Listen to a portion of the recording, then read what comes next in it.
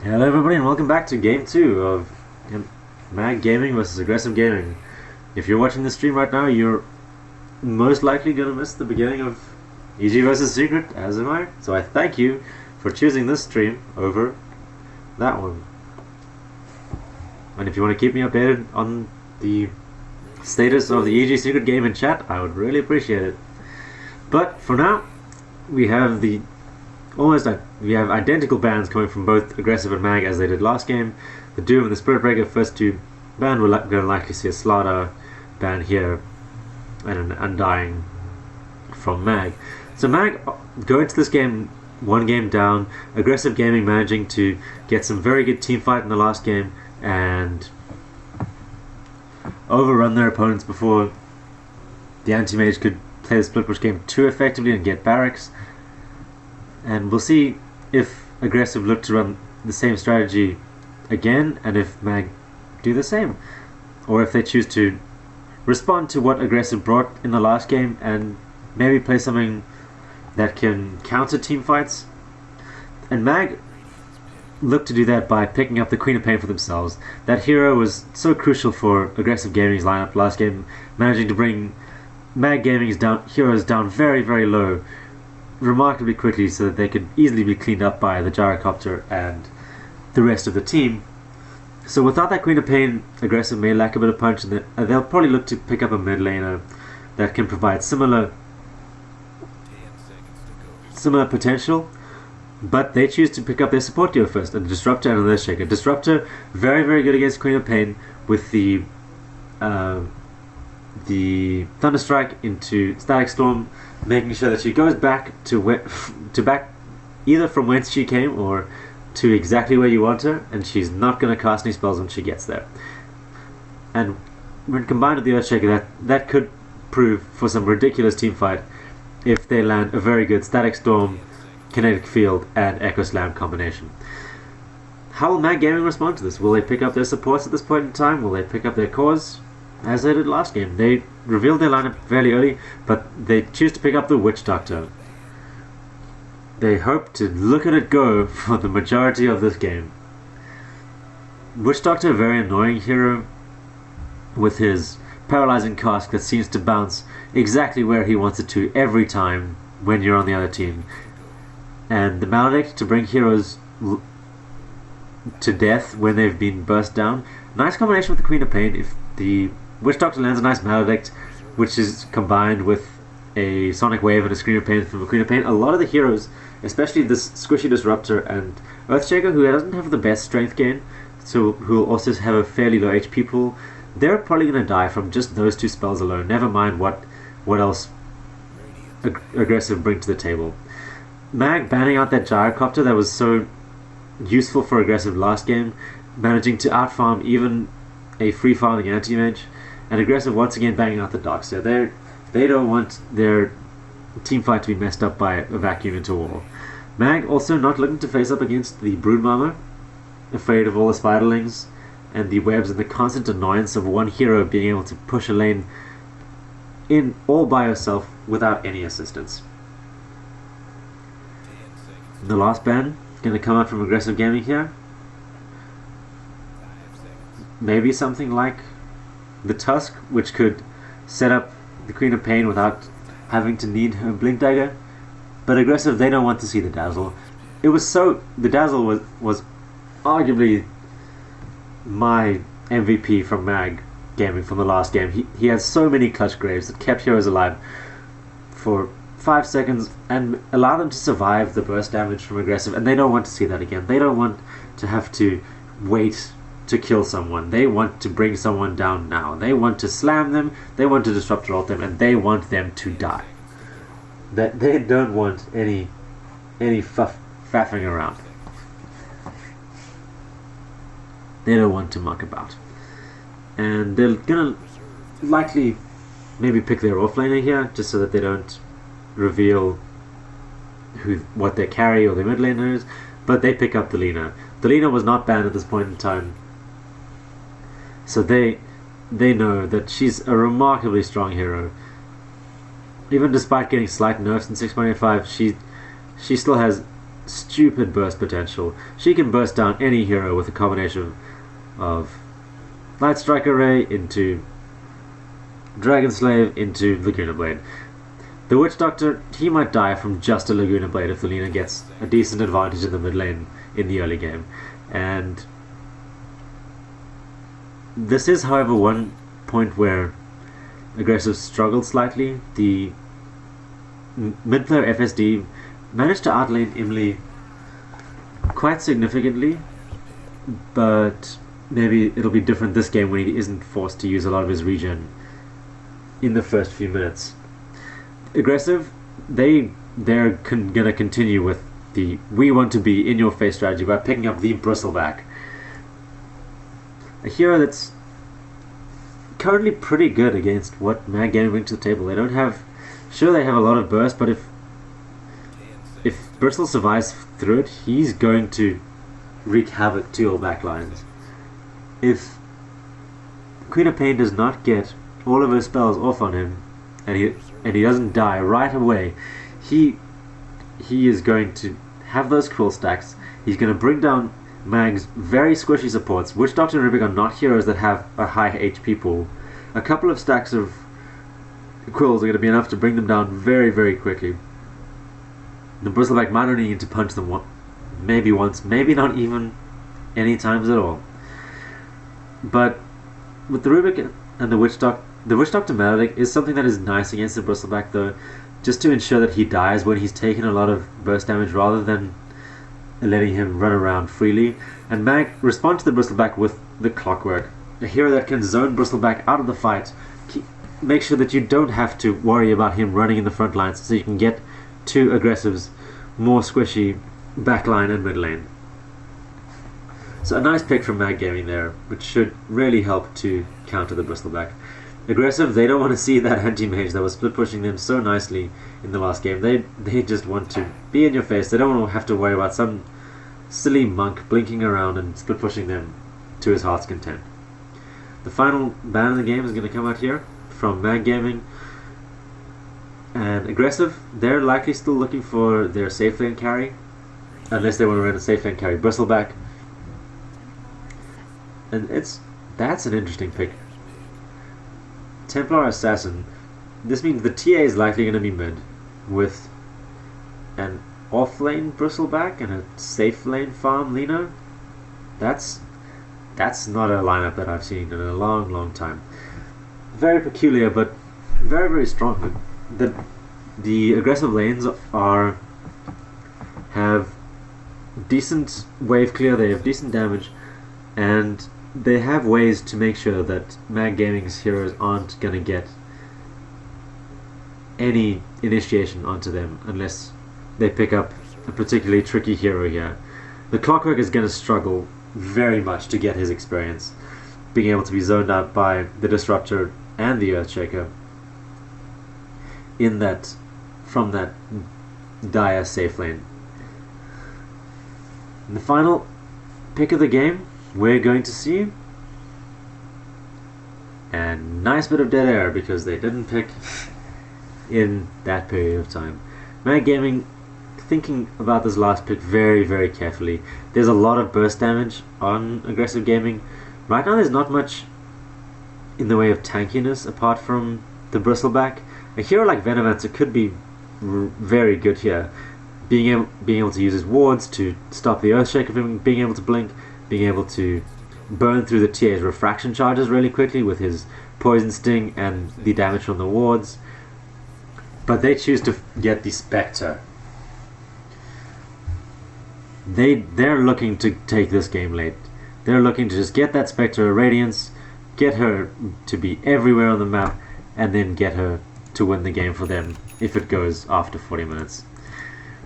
So let's go through the teams on the side of the Radiant. We have Crazy Demon on the Disruptor, Midnight on the safe lane farm Lina, Kuro on the offlane Bristleback, Mirana Lover on the Earthshaker with a very, very pretty totem, and in the mid lane we have Daddy on the mid lane TA.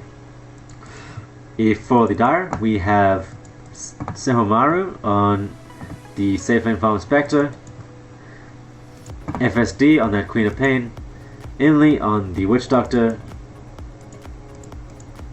ZT on the Clockwork, and Warhog on the Rubik.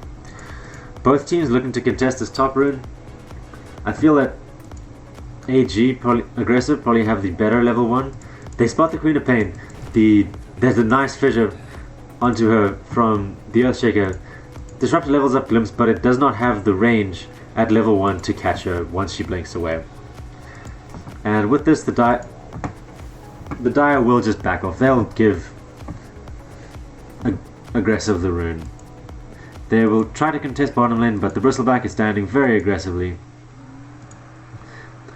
But in the end, both of the mid laners are going to get their bounty runes, 1 rune apiece.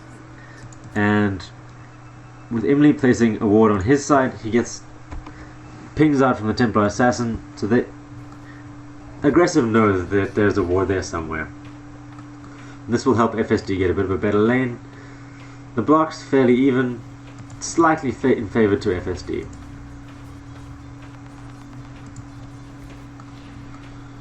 TA using those early refraction charges just to get some additional damage, get those additional right clicks onto the Queen of Pain, and Warhog, he's just looking to try get in on this aggressive tri-lane from the aggressive team. This is a very, very interesting move, and I think it's going to work out well for them. Spectre is one of the weaker heroes in the lane, and while Witch Doctor and Rubik are a fairly strong lane, Spectre will only be able to provide the Spectral Dagger at this point, and with the burst damage from Lina, especially when she gets level 2, and the fissure to block her in, it will help aggressive be able to bring down this Spectre in the Dire safe lane relatively early. But for now, it's just trading hits. She gets caught on the wrong side of the fissure, but that's a great glimpse from Crazy Demon. He managed to get out. The Spectre gets the Spectral Dagger, Rubik lift, and the paralyzing cast from Witch Doctor used to save her. But this is going to be a very, very intense battle all the way through. In the mid lane, Daddy is currently out CSing FSD. That's actually fairly even. They've only got 6 CSs each. It's not something that's going to change the world at this point in time. FSD and Big Daddy have about the same amount of gold, seeing as their starting AMs are around the same. So they'll get their battles at similar timings, and I think the rune battles are going to be interesting. Whether the tier actually chooses to challenge the Quap.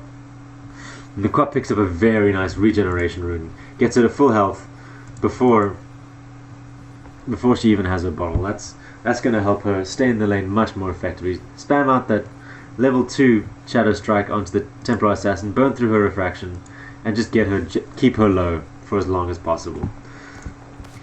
The TA keeps on running out of the cast point for the Shadow Strike, but the Quap is now dominating his lane.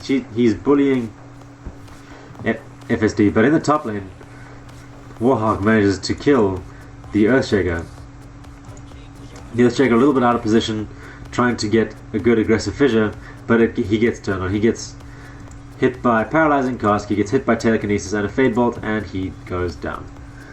He only has 600 health, so with the help of was probably a Spectral Dagger from Spectre, and that's Telekinesis into Paralyzing Cask, one more bounce, and Midnight could be dead. He could almost go down if Warhog decides to chase us out, but he lives on a very, very small amount of health. In the safe lane, the Bristleback is handily bullying the Clockwork in this lane.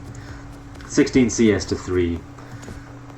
Clockwork very afraid to stay close when the Bristleback has a couple of quill stacks up, and the Bristleback is even 2 levels ahead of his Clockwork counterpart. He's denying very well. He's making sure that the Clockwork doesn't get anything. In the mid lane, Queen of Pain and the TA are battling out. The TA managed to get a Melt Strike, but it's not enough to bring down the Queen of Pain, and she regens up. She gets the 4-minute rune, and she wins the trade. Big Daddy Big Daddy. Daddy just has to go lick his Templar Assassin wounds and hope that he gets the bot rune. Luckily for him, the Clockwork not able to take it before, but the Queen of Pain is coming to contest it. This could be an interesting fight. Tia props her refraction very quickly. The Queen of Pain sees that she has the rune, but she doesn't have the vision. Tia activating double damage rune, the Queen of Pain gets scared.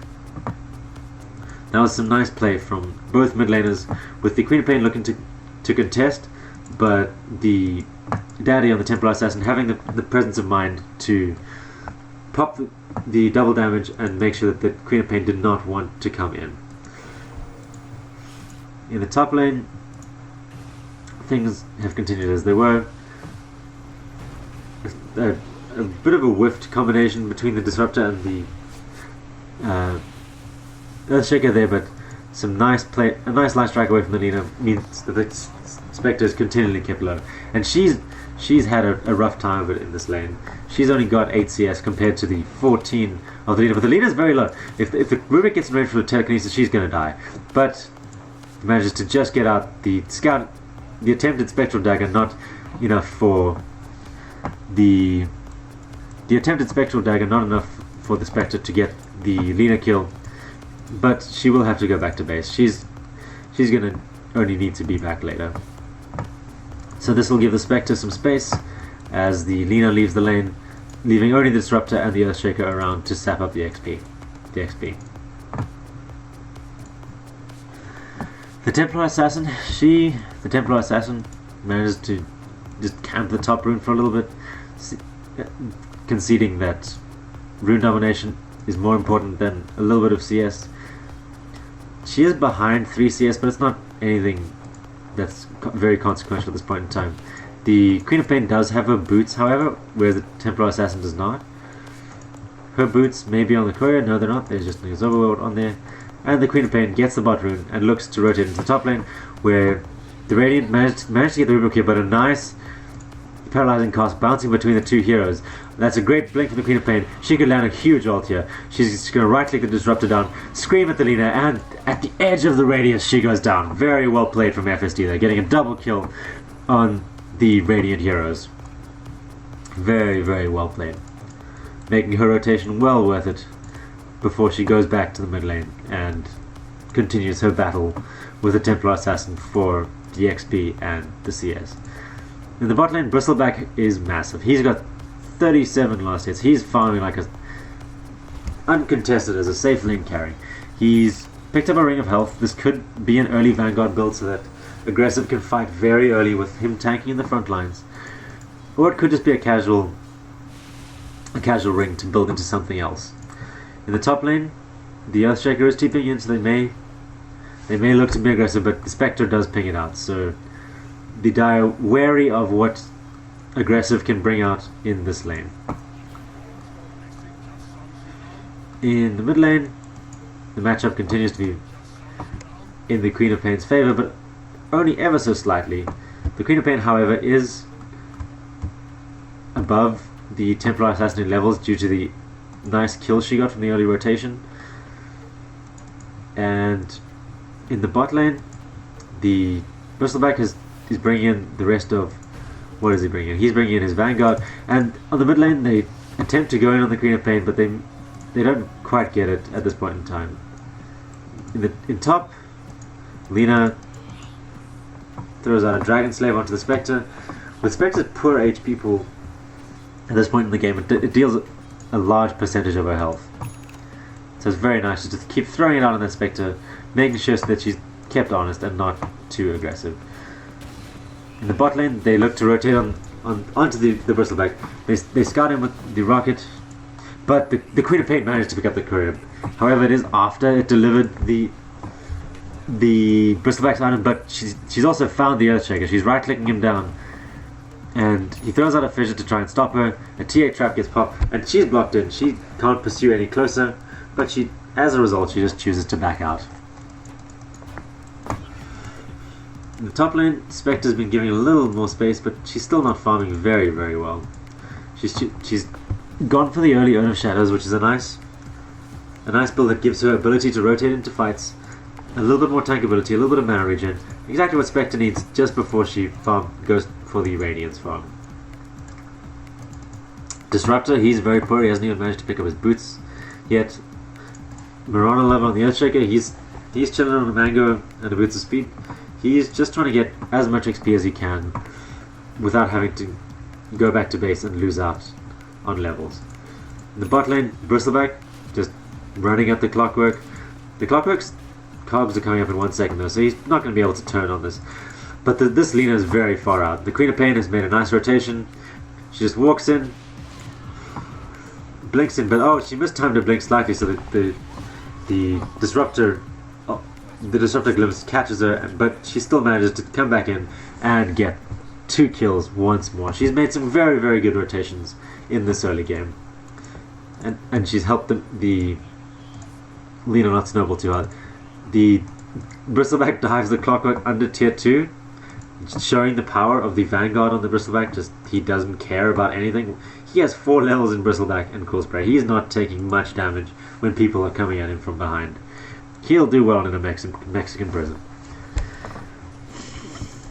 In the middle lane, Queen of Pain looks to contest the Templar Assassin, but the Radiant look to move in on her, but the Earthshaker Fisher is slightly too late to catch her up, which would have brought in the Light Strike Array into Laguna Blade combo.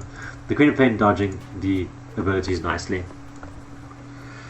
The 3 men in the mid lane leave the Spectre to farm up in the top lane. She's picked up 1,000 gold. She's now catching up very, very nicely.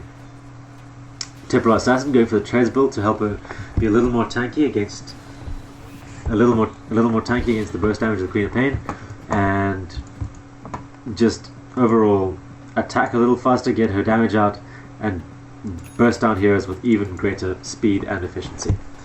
Lina looks like she's rotating into the top lane. She sees a Witch Doctor farming there by himself, and she thinks she can get this guy. She pops her phase boots, but with her off the map, the Witch Doctor is being very, very defensive. He doesn't want to get caught out at this stage of the game. ZT on the Clockwork. He hasn't even picked up his phase boots yet. With the Bristleback contesting him so hard, he's only got 12 CS. In terms of net worth, we have Bristleback on the top, followed closely by the Queen of Pain with all of her successful rotations, of which she is about to make another one. But with the Dire Observer Ward at the bottom rune, she's going to get spotted, and the leader is going to choose to rotate up and contest the Spectre instead. The Spectre choosing to go on the Bristleback, but she sees the leader. She knows she's in trouble now.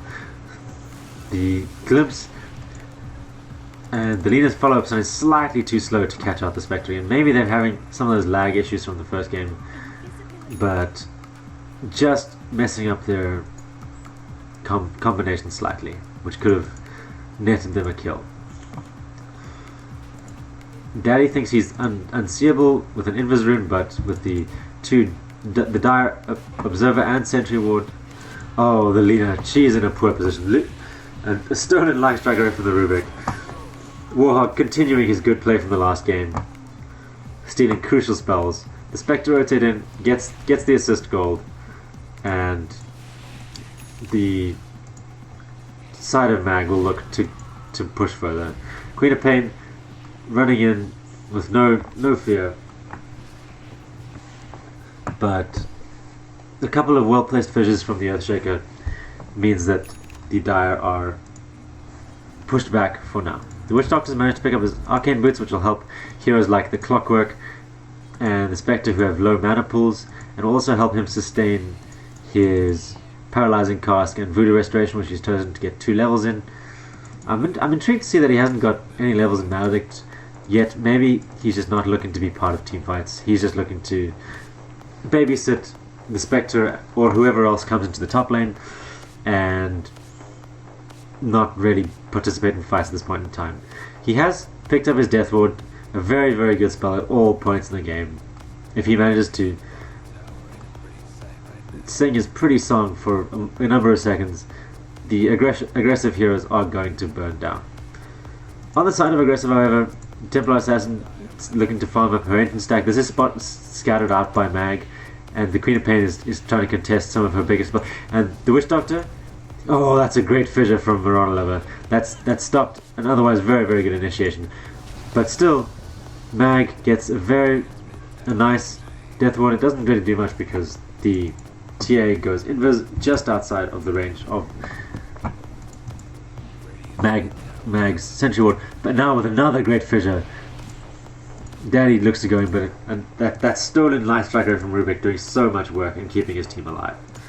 In the bot lane, Spectre, she just seems to be content to farm where no one else seems to be. She's been in a lane by herself for a long time. Oh, but a great start from Lina.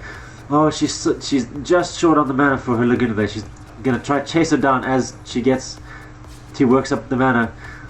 If she sees the Spectre again, the Spectre's gonna die. But the Spectre, oh, she halts the illusion. The Spectre outplaying her, and she's gonna die here from the rotation from the Queen of Pain. FSD, unstoppable. He's had a great game so far. He's made very good rotations, and he's going to look to clean up this bristleback in the top lane here. He's wicked sick at 15 minutes. He's 7-0. He's done very well for his team. And he's almost got his Agnum Scepter, which will mean that shorter cooldown and the increase in damage for his Sonic Wave, which will help them have even better presence in the team fights. Daddy and Crazy Demon still fairly low in the mid lane. They see the Rubik, but they don't particularly want to go. The Queen of Pain is wrapping around behind them. She has all of her abilities up. One scream and one right click and the Disruptor's dead. A nice fissure from the Earthshaker means she is stopped, but she still has her blink. They're not going to be able to stop her from getting out in that manner. In the bot lane, Midnight is still farming up for that Yule Scepter, which will help set up his combination much, much easier to catch heroes like the Queen of Pain that would otherwise be able to get out. And that'll probably be a very big item timing for Aggressive's team here. With the Yule Scepter on the Lena and probably coming out probably around the same time as the Pipe of Insight of the Bristleback, they'll be able to have much greater abilities to survive the burst damage from FSD's Queen of Pain and the rest of MaG's team. At this point, FSD's picked up a haste rune. He's looking to rotate it in deep behind the tower here. Emily's backing him up. They see Templar Assassin. They see that she just popped a refraction. They look to pop it. They lift with the Rubik. They use the cast. They use the ultimate from the Witch Doctor. But they don't manage to bring him down. At this point, oh, very good blink and scream, and FSD is godlike. The TA goes down. The Earthshaker might likely go down here as well. One more right click from the Queen of Pain should be enough, but he doesn't manage to get it, and it's only one hero going down for Aggressive Gaming, with both Disruptor and oh, great Spectral gets a double kill. Very good awareness from Sehomaru, just to know that the enemy heroes were so low that all he needed to do was pop up his ultimate and they would both die. And he's now up to 2,900 gold. He's only 900 gold away from his relic. And this will spell incredible problems for Aggressive. With the TA, she's shooting to pick up a Desolator first, so they may not... It may not spell as much trouble as if she'd chosen to rush a Blink Dagger, with the Radiance being able to stop the Blink Dagger from being able to be used for as long as they're very close to the Spectre. But it's still going to be a lot of damage. It's still going to be something else that ticks down the TA's refraction and makes her very set. But this is a nice gank. Oh, but they missed their spells. The Light Strike away pop, but the Laguna Blade might be enough. Two more right clicks, and the Spectre goes down. Midnight he wants to get out of here, but I don't think there's any escaping for him. The Queen of Pain blink is up. Scream, one more scream, and Lena goes down. FSD, he's 11-0.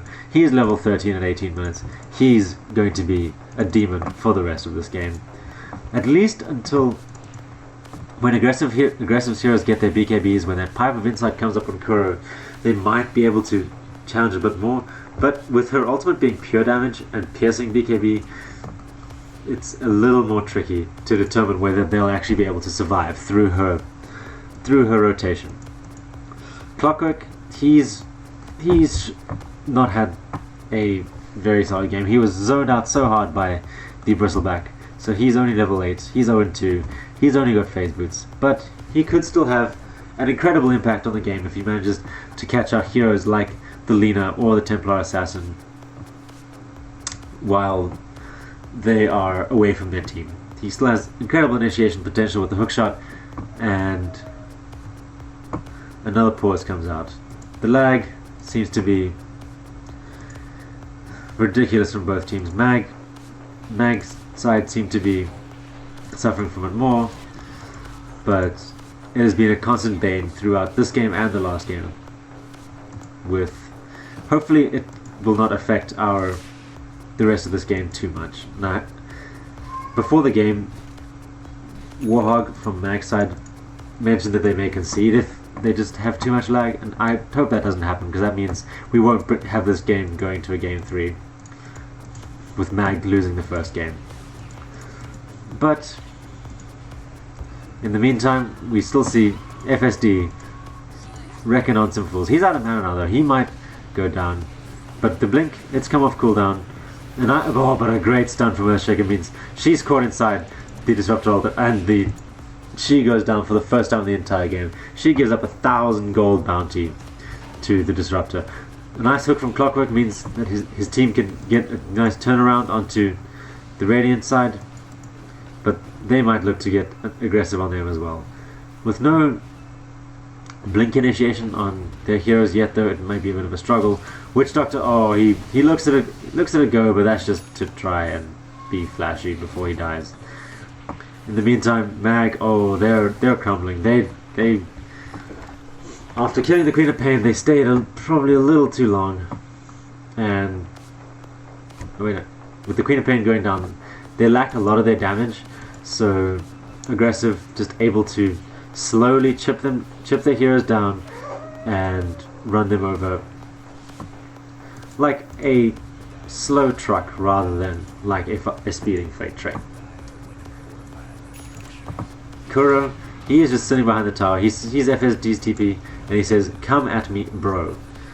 With the Desolator now up on Daddy, the damage potential from aggressive becomes a lot greater, with the minus armor stacking with all of Bristleback's minus armor that he brings to the table and Cool Spray's physical damage. It's a pity that they don't have a more physical damage based mid laner, like a more physical damage based off laner, something like a Slaughter, which was banned, but the Lena should still be able to use it nicely, and the Bristleback will use it to great effect. Daddy using his newfound Desolator to clean out the Radiant Ancients, while FSD, he's hunting in the Radiant jungle for a kill, and he managed to pick up an Invis rune to help him do so.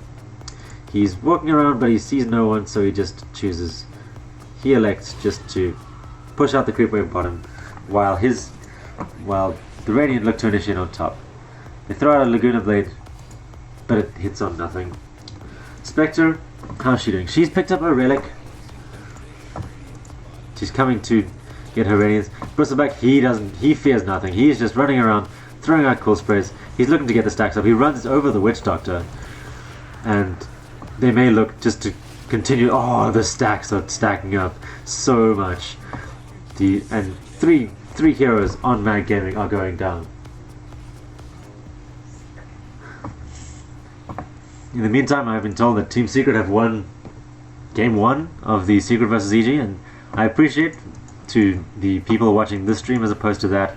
Thank you so much for your support, and I hope you continue to watch the stream, and FSG will reward you by hopefully looking to turn on the Earthshaker but not successfully doing so.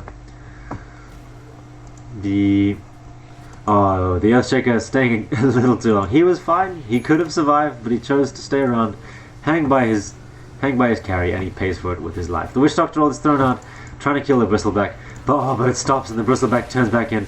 FSD doesn't have blink, but it comes off cooldown right now. The Bristleback, he's low on mana, but he's not that low on health. He's still very tanky, he's turning his back and his sides to everything, But he gets out, he goes back to base, and he looks to just heal up, and so they can rinse and repeat. With the score 11-18, and the gold, the XP is very even. The gold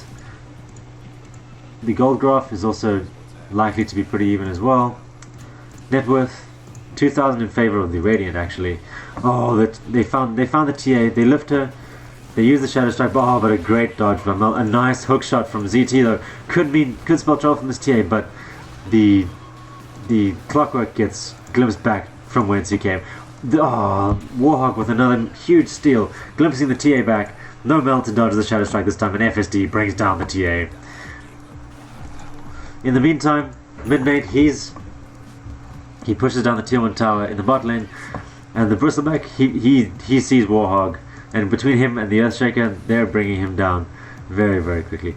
They glimpse MaG, he throws out the cogs, but it's not going to save his life. With the Bristleback around him, constantly stacking up those quills, it's going to be rough for MaG to survive. The Disruptor does go down, but MaG, he's got quills coming out of every single available orifice. And Bristleback brings down the Witch Doctor as well. With this Crimson Guard, he's so tanky. He could almost bring down these two heroes if they're not careful. He turns his back to try and reduce some of the damage. He knows he can't get out at this point. He knows his only option is to fight. But the Spectre manages to fight harder. She gets her Radiance as the fight is continuing to go on. And Sehomaru brings down the Bristleback. That'll be a nice net worth swing for the Dire. They should be fairly there. The graphs should begin to dip at this point. But the TA, she's looking to build into the BKB with the Belt of Dire Strength. She's about 1,200 gold away. That will help her survive. That will help her not to be stunned by things like the Rubik Lift and the Clockwork Battle. The Clockwork Battery Assault and the Witch Doctor Cogs. The Radiant, they're looking to get aggressive. They smoke up in the jungle, but it's revealed by Rubik. Warhog will tank the gank. He gets used. He's going to get stunned. He doesn't have enough mana for Laguna Bay, but it's not necessary. He steals Dragon Slayer before he dies, but he still definitely dies. But they do get the return kill. That's such a great ult from Disruptor, which leads to another kill on the very, very fun Queen of Pain. But a superb ult from Emily leads to Daddy going down. His refraction does not do much against the very many damage instances that Death Ward brings to the table. In the mid lane, Spectre finds the Earthshaker. With the newfound Radiance, she can bring down that poor support, and she's looking to farm up her Manta at this point. She's almost got her Yasha, about 400 gold away. That'll increase her damage output, her armor, to help her make her a little more tanky against the minus armor strategy from aggressive, and the Queen of Blade goes for a Shadow Blade. She's going to look to invis around and pick off the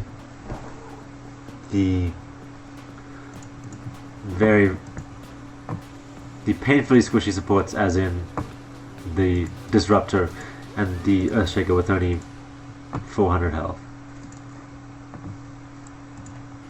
400, I mean 950. He's not that squishy, guys. He's not a level 1 Skywrath mage or something like that. Bristleback, on the other hand, he is remarkably tanky. He's got his Crimson Guard, he's got his Pipe of Insight, he's building into an Assault Cuirass. He has all of the stat, all of the auras, all of the regen, all of the blocks. He is sitting there like a spiky wall that MaG Gaming have to push through. Aggressive, they're looking to just farm up their items.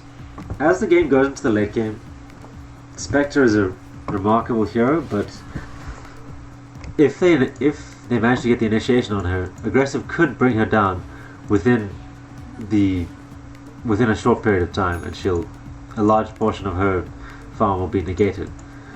Whether they can do that is a different question. Lena, I thought she'd picked up a haste rune, but she's just that damn fast. She's picked up a blink dagger on the other hand though, so the initiation power of Midnight gets a lot better. He can blink Yules, catch someone off guard from a much further range than he could before. And this is coupled with a good timing on the TA's Black King bar. I feel like Aggressive might look to push it in at this point, so that they can not let the Spectre get too ridiculously farmed. But time will tell whether they can actually pull this off. The Queen of Pain. She's found that Earthshaker. That poor Earthshaker. He's managed to find his Blink Dagger, however. The Shadow Blade on the Queen of Pain has been revealed to great effect. They're running around.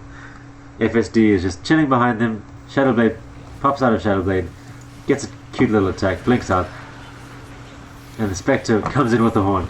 She's looking for the Disruptor. But the Disruptor managed to get her ult off. Oh, the Spectre.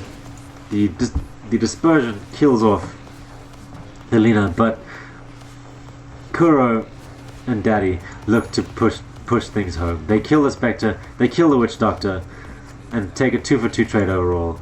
The Queen of Pain might prove to be too difficult to catch, but the Radiant team will look to push out the mid lane. The Queen of Pain, she comes back, she might get caught out here. Oh, she gets stunned by the Earthshaker, but the Earthshaker doesn't commit the Echo Slam just to try and get the Queen of Pain kill. It was unlikely, but it could have been something that they could have gone for. Kuro, he's just looking to get out his Nasal Goo, get up his Warpath stacks, and push this lane out. With the Dire Heroes respawning fairly soon, this might be a bit of a risky play. Queen of Pain popping her Rivers a little early, just to try and attack the Bushback, and it seems to almost actually do nothing, just because of all of the blocks that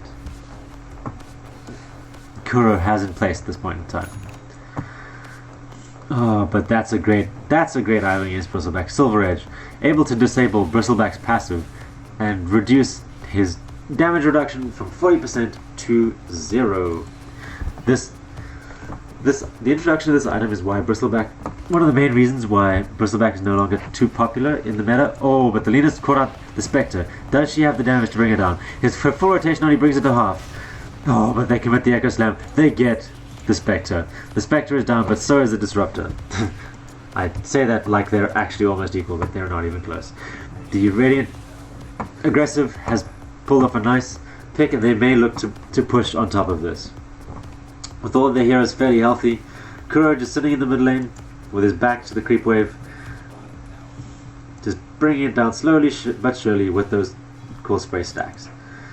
FSD, he's getting aggressive in the Radiant jungle, but his Silver Edge invisibility has worn out, so he'll look to rotate out. The warding from both teams has been generally centered around the bot rune spots and the mid lane. Fairly neutral wards at this point in time. Aggressive, they look to TP into the bot tier 2 tower in case Queen of Pain decides to show herself there, and they walk up slowly towards each other. They pipe up, they're looking to fight right now. Who are they going to find in the mid lane? At this point it's only the Clockwork sitting in the mid lane with his Blade Mail, and the Lina looks to counter the Queen of Pain Shadow Blade with a Shadow Blade of her own. Maybe she'll turn this into Silver Edge, only time will tell. The Spectre has not advanced on that since that Yasha, unless she's got something on the courier. No, she has not. With her dying a couple of times since she picked up her Yasha, she has not managed to make any progress at this point in time. The Earthshaker, he's still staying on that mango from minute one. Maybe it's his lucky mango. Maybe he feels like he can't win the game without that mango. If they end the game with a mango, maybe it'll be a win. Who knows? The Disruptor, he's picked up a Note of Shadows and an Arcane Boots, and now a Smoke. This could be to attempt to catch someone on MaG off guard, or it could be an attempt on Roshan. Queen of Pain, she's in her invis. The two invis heroes run past each other in invis, and nothing much happens. As I was saying before, the Smoke could be an attempt for Roshan, which Aggressive have a very, very good team for, with the minus armor from both the Templar Assassin and the Bristleback's Viscous Nasal Goo. They'll be able to take Roshan fairly quickly. Spectre and Queen of Pain are pushing out the top tier 1, and with them showing on that lane, Aggressive feel confident to push out the mid lane. They get up the Rubik, they land a nice Light Strike array, and they dust him up. They punch him down. He's going to die. Spectre pops her ultimate. Who does she go on? She chooses to stay in the top lane at this point in time, but she TPs into the tier 3. Queen of Pain rotating in from the bottom. She may manage to catch someone out on the back line with a double damage rune, but her invis is one out now. She should be very careful when trying to do something in the next couple of seconds. Aggressive, still looking to push out this mid lane. The heroes have decent sustain, especially with the bristleback. And once again, the two invis heroes doing an invis dance around them. They pop the dust, but Queen of Pain just outside the range. Oh, and she gets the one right click, one ultimate kill on the disruptor. But aggressive, they're just 5-manning down these towers with the tankiness and the bristleback combined with the damage, the physical damage from the TA and the magic damage from the Lina. They're looking to bring everything down. But the Queen of Pain, she's running in. She smells blood. Who's she gonna find in her quest? No one. She comes out of invis harmlessly, blinks out, and runs back to base. The Spectre, she's got 2,300 gold, so she should be getting her ultimate on fairly soon, which she'll convert into a Manta in good time. MaG, he looks like he is, with the Ogre Club pickup, he looks like he is going into the Silver Age upgrade on the Shadow Blade. This is to disable the passive from the Spectre. Both the Desolate and the Dispersion will get disabled, so the Spectre will go down much quicker and she'll deal much less damage in a team fight. This could be a very, very good pickup from the aggressive side. That could be combined with a very timely pickup of an Assault Cuirass by the Bristleback. The minus armor is very real for aggressive. The physical damage potential that they have is pretty scary. If MaG don't manage to bring down the Templar Assassin in very short order, she could run rampant over these very painfully squishy supports in Rubik and the Witch Doctor, neither of them having more than 1,005 health. Aggressive know the strength of their lineup at this point in time with the Assault Cuirass and look to push the mid lane a little bit and then rotate on the Spectre in the top lane. There's only one more tier 2 for MaG and they want it in their pocket, and they'll get it very, very quickly. FSD on the other hand, he's looking to split push. He's doing a very, very good job. He's Radiant fortify their structure just to make sure that he doesn't get the tower very quickly, and he has to choose between defending his tier 3 and getting the tier 2 in the bot lane. And at 36 minutes, aggressive break high ground. With their lineup, it's probably a fairly late timing, but they're just sitting here with the Bristleback sitting on the front lines. He doesn't even have an Aegis. He just thinks he's that tanky. With the tier 3 tower going down and them going onto the racks, this team fight could blow up at any point in time. And aggressive realize this, pop the Crimson Guard. With that going down, they throw out a cask, they throw out a telekinesis, they throw out the Spectral. The Queen of Pain ult kills the Lina instantly. She pops her BKB so that the Disrupt ult does nothing, and two heroes from aggressive go down instantly, but the Bristleback and the Templar Assassin are cleaning up. The minus armor and the physical damage is bringing everyone low. TA, she's trying to kill off the Spectre, but she is unable to do so, and with the rest of his team going down, Kuro, he might be joining them in the grave fairly soon. But they got what they came for. They got the top barracks. Kuro, he's probably not likely to get out, but he may just have the movement speed. With the continual procs of his Warpath passive giving him bonus move speed, he might just simply be able to run away from the Dire Heroes, showing just how tanky this Bristleback is. Despite all of the things that they threw at him, he still didn't die. He was sitting on the high ground for a good minute and a half with the focus of the entire Dire lineup on him, and he still didn't die. Spectre, on the other hand, is getting a bit more scary. She's got that Manta style now, which she used to great effect in the last fight, putting her illusions on the squishy heroes. And she's got 2,800 gold on top of this. It'll be interesting to see what she goes with that, whether she goes for the Heart of Tarask for the extra boost in raw HP, or if she goes for the Butterfly to try and avoid the physical damage of heroes like the Temporal Assassin. Personally, I feel like the butterfly might be the better choice, simply because the evasion will really help her, and the additional armor provided by the bonus agility that the butterfly will give will really help against the minus armor. But we'll wait and see what she manages to go for. Aggressive, positioning around Roshan, with the top lane constantly pushing in. It's a little harder for MaG to defend this, and Aggressive know this. With the minus armor, this Roshan will go down remarkably quickly, but MaG Gaming are smoked up. They're positioned around this. Even with the Sentry Ward, the Bristleback scouts of the Witch Doctor, this could be the breakout of a fight.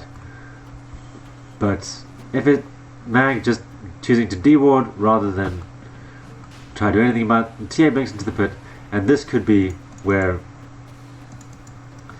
the MaG Gaming either make a good defense or just lose the game due to an Aegis.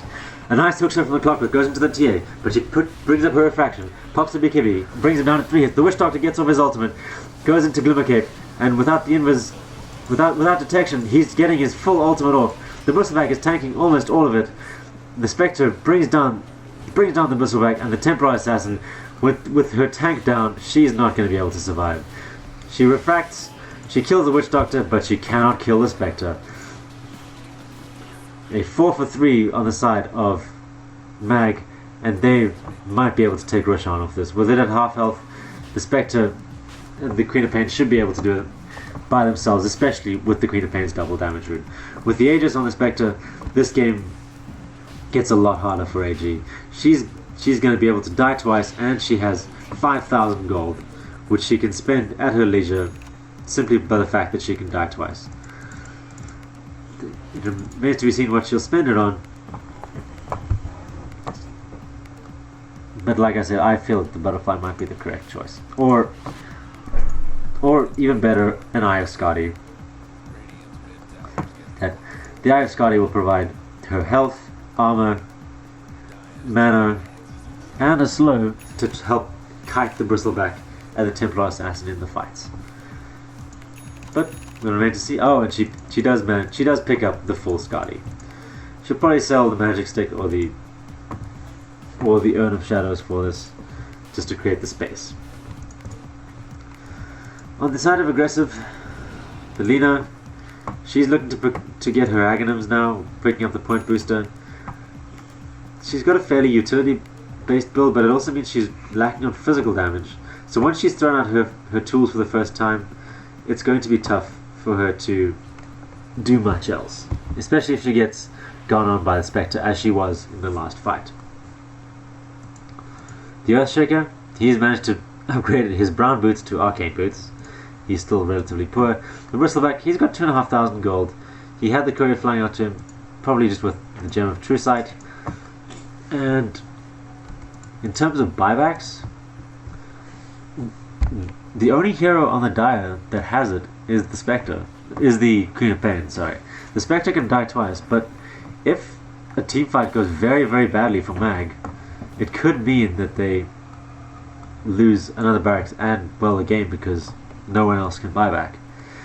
They realize this and get on the aggressive, choosing to fight outside of their base rather than with the creep wave pushing onto their high ground. With Rubik leading the charge just in case anyone is invis to try and break their smoke. Oh, they might catch out the Lina here. The smoke breaks. Clockwork, he fires a rocket. He fires a hookshot. He gets Lina. The Spectre immediately pops her ultimate with the Blade Mail from the Clockwork and the Witch Doctor initiation and the Queen of Pain initiation, sorry. 3 heroes from aggressive are dead before anybody can do anything. But Daddy comes back. Oh, they found the Spectre. They bring it down the first time. Can they bring it down again?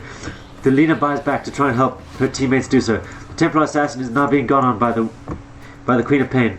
The Queen of Pain should manage to bring it down, but the refraction means that the Templar Assassin can turn a nice stun from the Lina, but the Templar Assassin just doesn't have enough. And now the Spectre is godlike.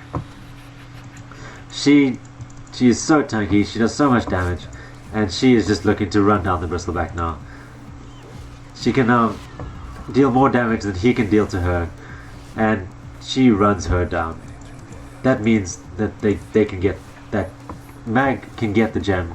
They can get the tier 2 tower, and they can force even more buybacks from the side of aggressive.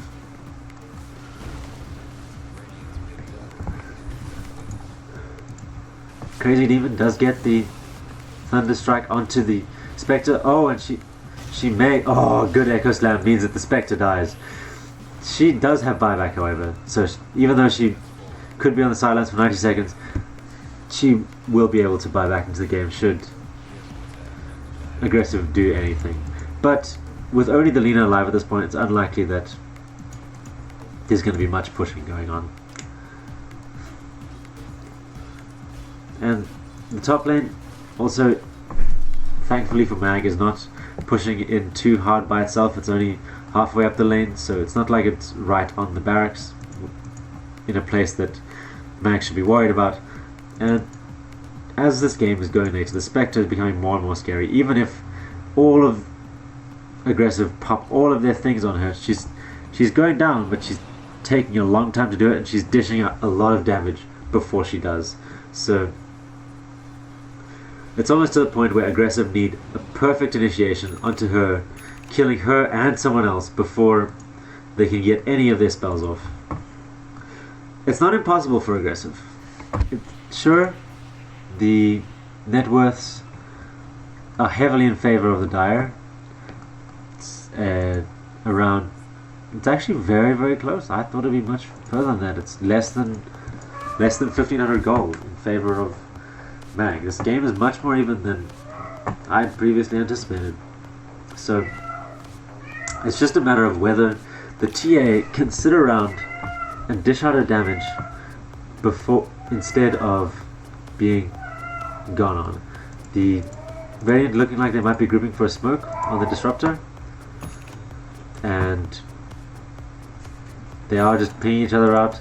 Delina just wanting to pick up her rags before they smoke. But just in time for the next big fight, the Queen of Pain has picked up her Shiva's Guard. This will help her team with some bonus armor, reducing the attack speed of the Radiant heroes and allowing her team to tank through it much, much more successfully. The Rubik has also picked up his mechanism, so if he doesn't get blown up in the middle of the fight, in the beginning of the fight, he is going to help his team sustain very, very well. Disruptor leading the charge, placing down a deep ward. The smoke has popped, and the Queen of Pain does initiate on the Disruptor, blowing him up, getting her ultimate off, but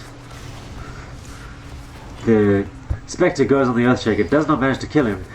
The Rubik, however, steals the Laguna Blade, uses it against the Lina, and this fight is going poorly for aggressive. Queen of Pain blinks back in, kills the Earthshaker, and the Bristleback and the Templar Assassin just have to turn tail and run.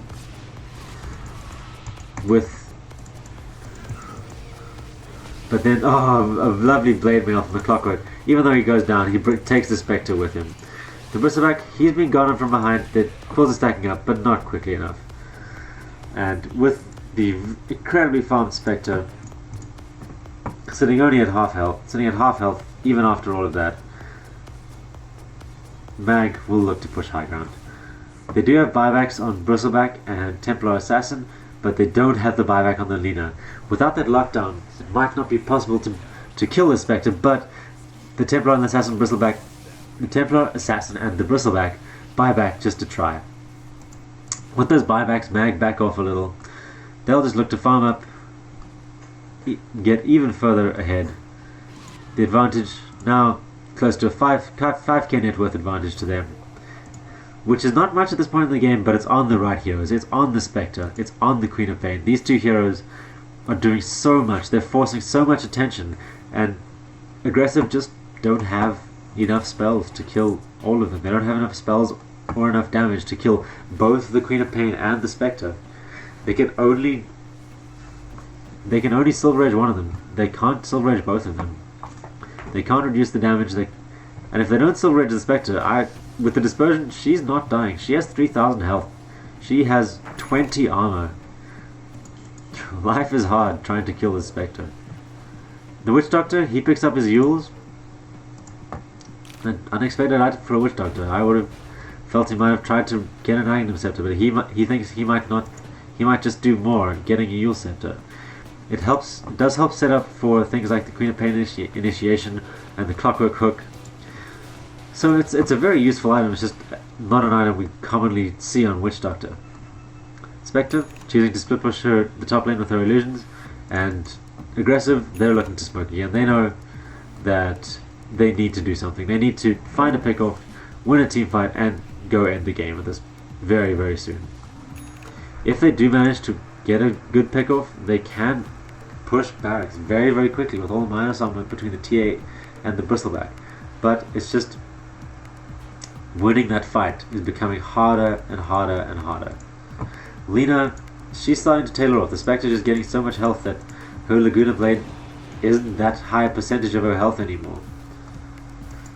And the Disruptor, he's not doing it. The Queen of Pain has a BKB. If she gets caught in it, she just pops the BKB and gets her spells off anyway. The Earthshaker, the Echo Slam, while the stun is still great, the damage, it's also starting to fall off. It barely tickled the Spectre.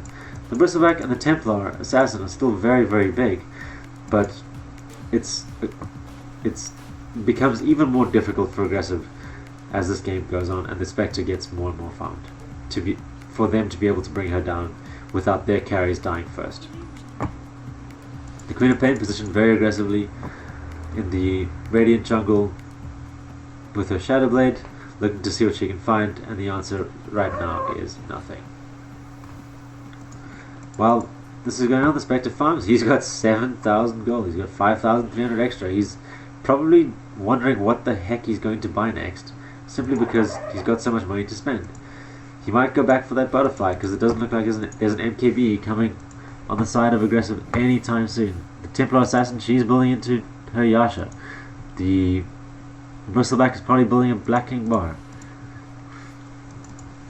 If she gets a butterfly, she is even more unkillable than she is at this point in time.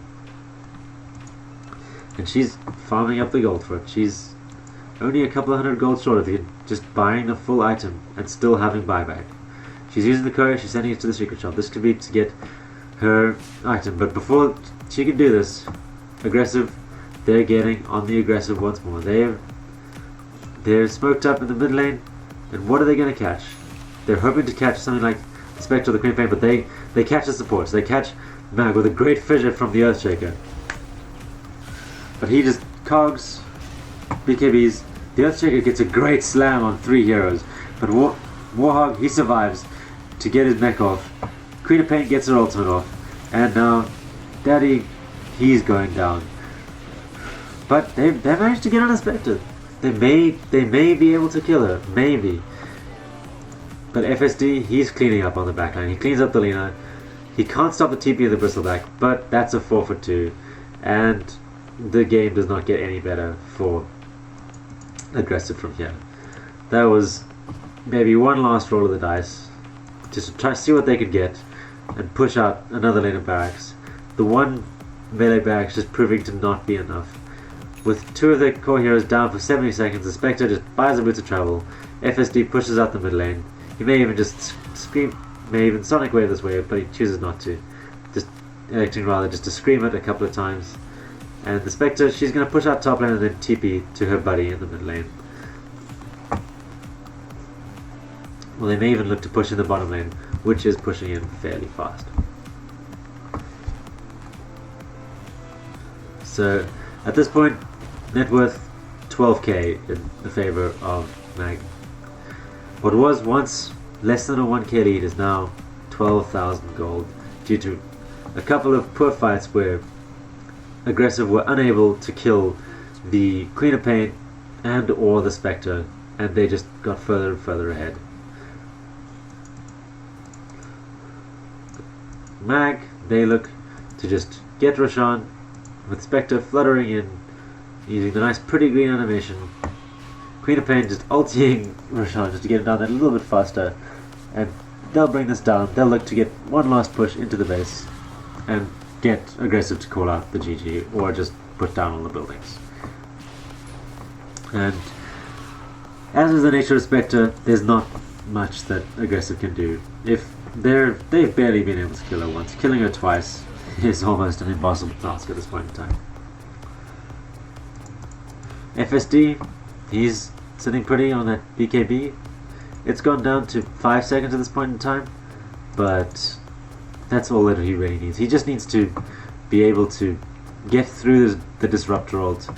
It's not really about surviving, it's just being able to cast his spells.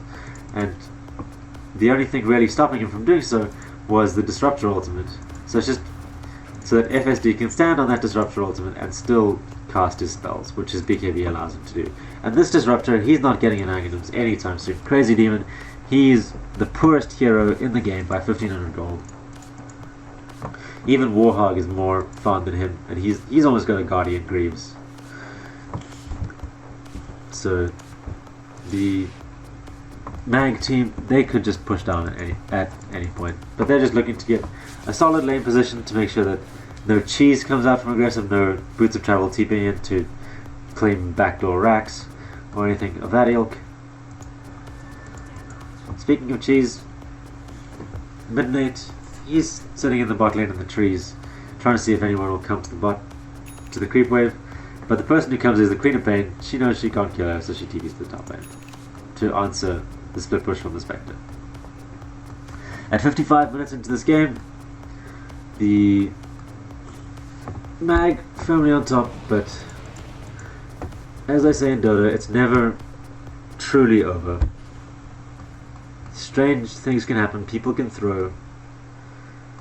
Old EG were famed for it, and there have been a lot of throws in the Frankfurt Major, and at this level throws are incredibly possible, but that is pretty much what it will take from MaG for them to lose this game. It'll take aggressive playing flawlessly and MaG making major mistakes for them to not win this game, with the Spectre as big as she is. The Spectre choosing to just show herself mid while Queen of Pain split pushes bottom lane, and she is just whomping on those poor catapults. Queen of Pain goes to the high ground. She's from the tippy top of the tippy bottom of the corner. She, as Disruptor ults, she just pops her BKB, pops her ultimate, and Kuro, he's going down to the Spectre. That's a great Echo Slam from Mirana Lover, but it's not enough. With MaG on the back lines getting a great ultimate on the Witch Doctor, Spectre still hasn't died for the first time. She can even die again. She's just hitting that Bristleback in the face, and she's going to come back right now to kill him for the second time. He's brought back, there's not much he can do. So Sehomaru just electing to go into the Templar Assassin and let Radiance Burn kill her. At this point, the aggressive get 5 men wiped, called GG, and that's the game. MaG Gaming coming back and equaling the series 1-1 in 56 minutes. Thank you for joining me. I have been PizzaDog Dota. You can catch me on Twitch at twitch.tv/PizzaDogDota. You can catch me on YouTube at PizzaDog Dota. And thank you. I hope you've enjoyed this cast. MaG Gaming just making the superior team fight decisions and always having that Spectre just to fall back on. And thank you for watching. Keep playing Dota, friends, and the most important thing is to have fun. I'll see you soon.